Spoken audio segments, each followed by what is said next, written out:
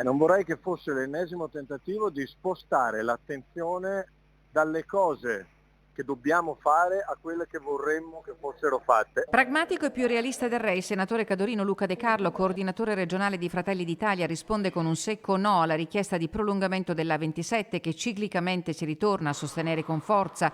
L'ultima richiesta in ordine di tempo è stata quella della CGA di Mestre, che ritiene strategico il completamento del corridoio verso nord.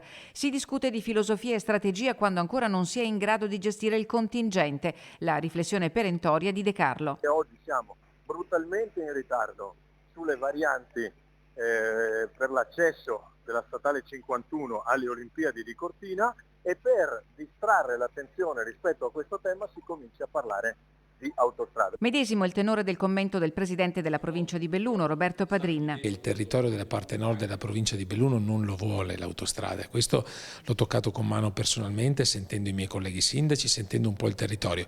E quindi devo dire che in questo momento dobbiamo concentrarci intanto sulle opere che sono in programma, che già hanno una lungaggine infinita. Insomma, lo sviluppo va bene sempre, ma non si può prescindere dai ragionamenti attorno a un'opera pensata più di mezzo secolo fa. Noi dobbiamo guardare la realtà e queste sono opere che penso siano oltre quelle che sono le nostre possibilità attuali, e ci deve essere una volontà forte, non solo a livello territoriale, ma a livello regionale, nazionale e penso europeo. Netta e consolidata negli anni la posizione del PD. La viabilità per la provincia di Belluno deve essere una viabilità sostenibile, conforme all'ambiente in cui viene appunto inserita e assolutamente non di attraversamento. Sia collegamenti intervallivi assieme alla sicurezza delle strade esistenti e al potenziamento della mobilità sostenibile. Elettrificazione della ferrovia già messa in atto ma non terminata, pensiamo anche al tratto verso appunto il Cadore, ma anche tutto quello che è rete di piste ciclabili, collegamenti anche tra diversi tipi di mobilità.